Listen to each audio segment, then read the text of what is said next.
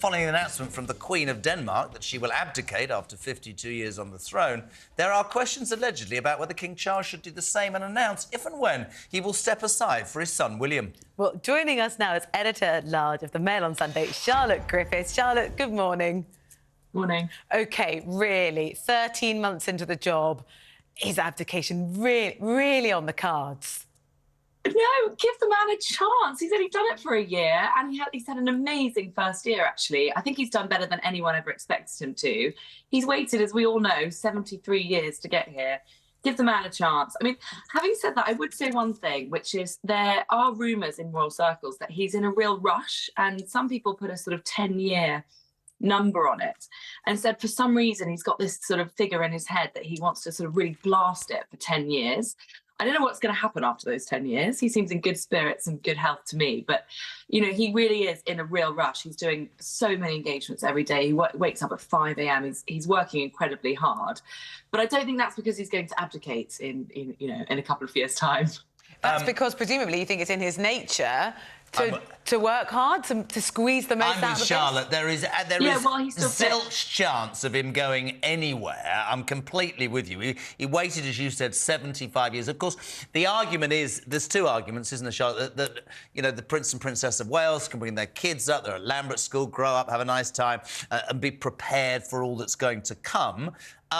But you also have to think about this argument. This is what we've been told this morning, and I'm so royal. I'm trying to be balanced. That, you know, the younger generation don't respect the royal family, and maybe the way to sustain the monarchy long term is for William and Kate to take over.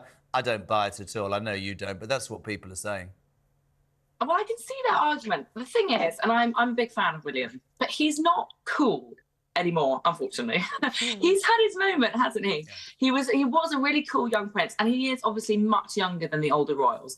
But he's not suddenly going to swoop in and sort of scoop up all these like Generation Z sort of cool hipster types. But I think he'll be really stable. I think, you know, even if he took over in, say, 10, 15 years, he'd still be a very young king. And I think you're right. I think he should, you know, bring up his kids, wait until they're old enough, really bring George on, because George needs to learn how to be a king as well.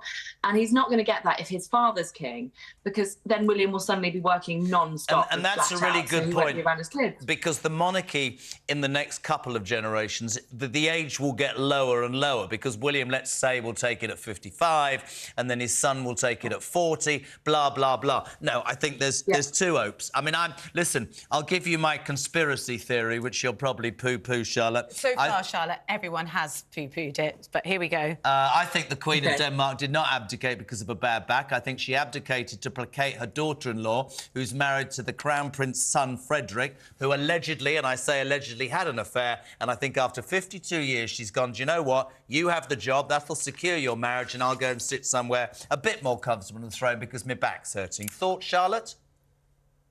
I have heard that one.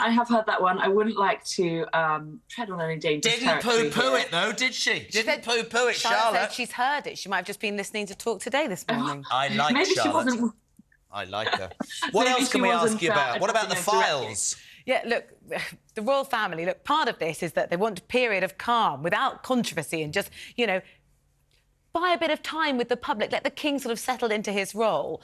There could be some extremely awkward or uncomfortable sort of revelations when these papers in the US relating to Jeffrey Epstein get unlocked, and sort of we can all have a little look, and the names that could come up there. We're hearing many high-profile figures could be on that list, about 170, 180 people. Prince Andrew is likely to be one of them. What do we know? How much damage could it do? Well, Johanna Sjoberg, who is one of the accusers, didn't file in time. So I think actually Andrew will be breathing a big sigh of relief this new year, because that whole aspect, there were some sort of quite fairly sordid accusations on that front. They're not going to come out. So he can breathe a sigh of relief. We already know that Andrew is linked, obviously, to Epstein incredibly closely. So I think for him, it's just a regurgitation of this story that he desperately wants to go away. And every new year that he hopes will be a fresh start isn't turning out to be a fresh start, or at least this one isn't.